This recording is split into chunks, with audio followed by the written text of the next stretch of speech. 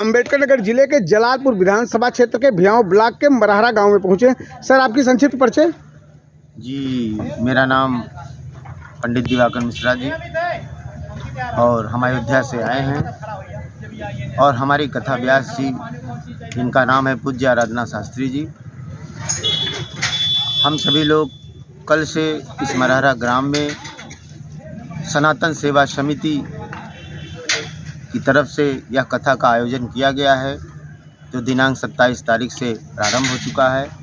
ये विगत 7 दिनों तक चलेगी और कल कथा एक दिन हमारी हो चुकी है। सर, कल किस विषय पे चर्चा हुई? कल की प्रथम दिन की कथा में हम सभी लोगों ने इस कलिकाल कलिकाल के युग में हम लोग बैठे हैं और हमारा जीवन यापन हो रहा है कलयुग के बारे में। तो लोग कलयुग को कहते हैं कि सबसे भ्रष्ट युग इस समय है। बड़ा पाप कुकर्म, कोई धर्म को मानने वाला नहीं, कोई प्रभु के गुणगान को गाने वाला नहीं। तो हम लोगों ने अपने कथा के माध्यम से चारों युगों की चर्चा करते हुए और हमारी बुद्धि क्षमता के अनुसार हमने कलयुग को ही सबसे श्रेष्ठ युग बताया है। और उसका कारण भी है कि हम किसी भी चीज़ को श्रेष्ठ क्यों बताते हैं। जब सबसे आसानी से हम किसी चीज़ को प्राप्त कर लेते हैं या किसी भी चीज़ पर हम विजय प्राप्त कर लेते हैं तो उसी को आसानी से हम कहते हैं। तो भगवान को प्राप्त करने का सबसे सरल और सही उपाय कलयुग में ही बताया गया है। कलयुग केवल हरि गुण गाहा, गावत नर पावत भवठाहा। इसी पे हम लोगों ने कल पूरा 4 घंटा। सर, आज किस विषय पे चर्चा होगी? और आज जो है, आज कथा का द्वितीय दिवस है। द्वितीय दिवस में सर्वप्रथम हम गोस्वामी तुलसीदास जी के बारे में संक्षिप्त परिचय देंगे और गोस्वामी तुलसीदास जी द्वारा रामचरितमानस लिखने की आवश्यकता क्यों पड़ी, क्या वजह थी और गोस्वामी तुलसीदास जी ने किस परिप्रेक्ष्य में, किस स्थिति में उन्होंने लिखा है, ये जरूर हम अपने श्रोता बंधुओं को बताएंगे कि रामचरितमानस हमारे लिए कोई साधारण ग्रंथ नहीं है। श्रीमद् भागवत कोई साधारण ग्रंथ नहीं है। यह ग्रंथ हमारे सनातन धर्म और हिंदू धर्म को जागृत करने के लिए और आगे बढ़ाने के लिए, दिशा दिखाने के लिए हमारे लिए ये धुरी का काम करती है।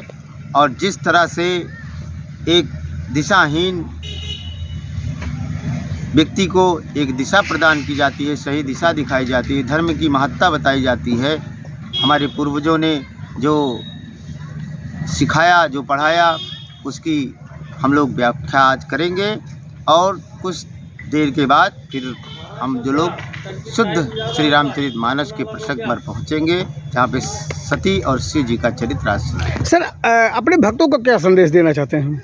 हम अपने भगवान राम के भक्तों को क्या संदेश देना चाहते हैं? अपने भक्तों को यही संदेश देना चाहते हैं कि जिस तरह से यहाँ पहली बार आयोजन हुआ है इस कथा का, कल प्रथम दिवस में ही इस समस्त ग्रामवासियों को मैं धन्यवाद देना चाहूँगा कि जितनी संख्या में आए थे, काफ़ी संख्या में आए थे, ये बड़ा ही सराहनीय है। और मैं उनको यही संदेश देना चाहूँगा कि ऐसे ही आप धर्म के मार्ग पर, धर्म के रास्ते पर, हमारे पूर्वजों के द्वारा बताए हुए, साधु संतों के द्वारा बताए हुए सभी नियमों का पालन करते हुए अपने धर्म और सनातन धर्म का प्रचार प्रसार करें और किसी के बहकावे में ना आएं।